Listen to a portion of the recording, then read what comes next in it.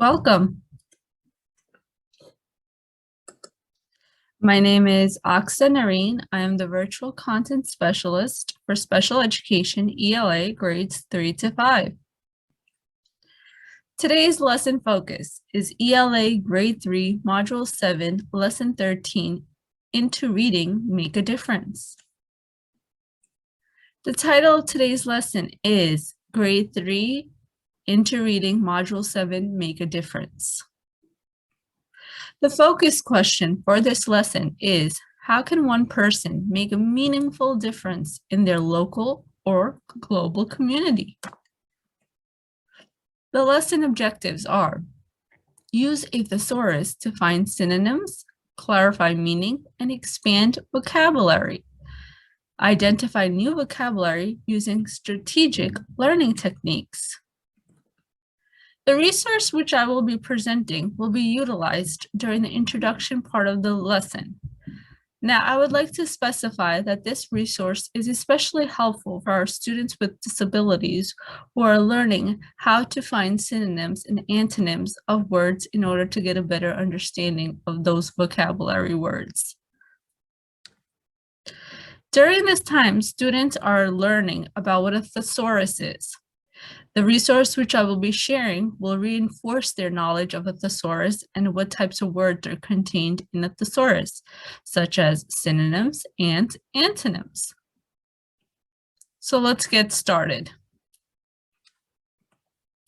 The resource that I will be utilizing today is a Nearpod activity. More information about Nearpod. Nearpod allows educators to make any lesson interactive, whether in the classroom or virtual. The concept is simple. A teacher can create interactive presentations that can contain quizzes, polls, videos, collaborate boards, and more. So let's take a closer look at Nearpod. So let's find out how students can view this lesson. There's two ways that students can navigate through this lesson. It can be either teacher-paced or student-paced. Teachers can assign this lesson to students while they are the ones controlling the lesson and are able to control how students navigate through the lesson. Or students can provide a link to students and they can do the lesson on their own pace. So let's see what that looks like. For live participation, students will get a code which they will enter. They will go to nearpod.com, enter this code, and they will be able to log in with the lesson.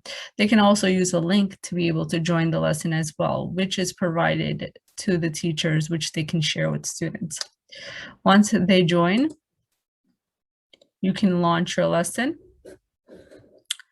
This is the code that you will share with students. You can also just give them a link, or you can share on Google Classroom as well. There are other methods in which you can share this link with students. Once they join, you can start the lesson. And whatever you are seeing on the screen and whatever you are controlling on the screen, the students have gained access to that as well.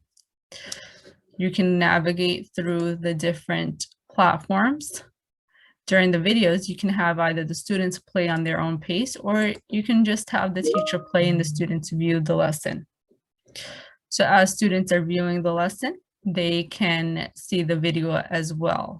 Now, these different parts of the lesson, such as right here, this gives you the option of embedding questions into the video. So during this part, students will come to an open-ended question.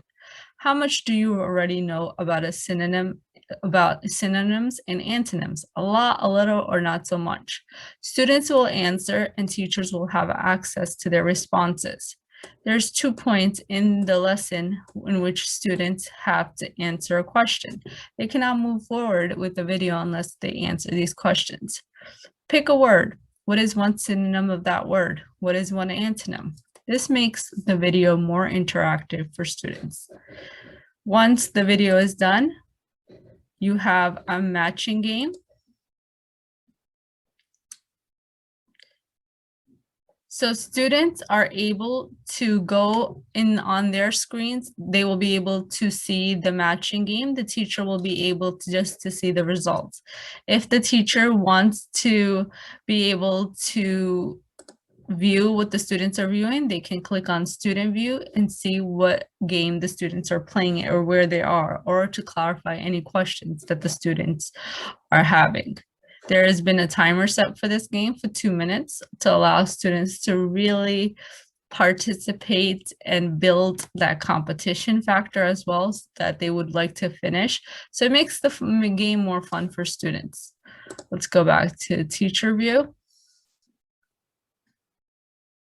Okay, once the game is done, you can go on to the next slide. The next slide is fill in the blanks.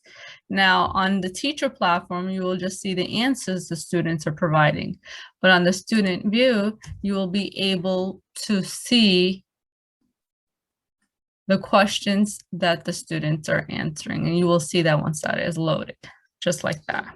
Okay, let's go back to teacher view.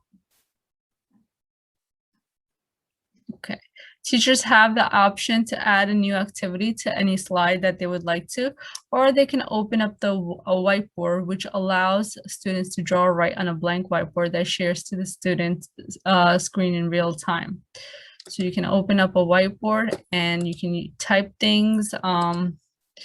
You can write, you can erase. These are the different options that are available here. So if I want to write something to my students, I can say, what did you think of the game? And this can be here. Okay. It makes the lesson more interactive, because if there is an aha moment during the lesson and you want the students and you really want to build upon it, then you can utilize this whiteboard to be able to share some learning with the students. Okay, so that was the student-led live participation lesson. Now, what about the student pace? The student pace lesson is just like what the teacher sees. Once the teacher has a code that she or he can share with the students will put that code into nearpod.com or click on the link that they are provided with, and they can launch their new student pace lesson. Now, this code lasts for 29 days. So students have 29 days to complete this lesson. So once they are able to get the code, they can launch the lesson. I will show you what that looks like for students. And basically, they can join the lesson and do this on their own pace. They can choose to do a little bit or the whole lesson on their own pace.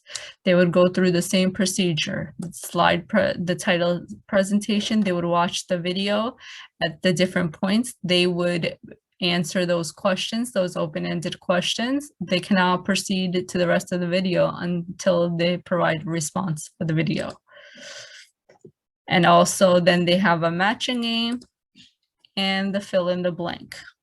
Now the teacher gains access to all the results of this lesson on their teacher platform. Okay, so I will X out of this.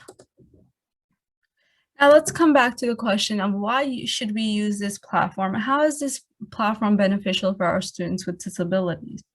Well, first and foremost, the platform is very interactive. It makes learning into a game-styled theme.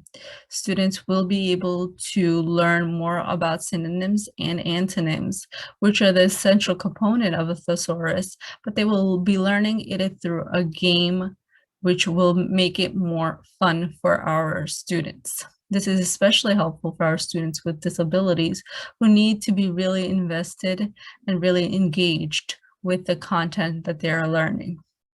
It provides instant feedback to teachers in terms of how their students are doing. It's a mini assessment for teachers that provides data for them to be able to further their instruction. So it is a great platform to utilize and incorporate into your lessons and make them more interactive for your students. Thank you so much for watching. This is Aksa Noreen logging off. Happy teaching.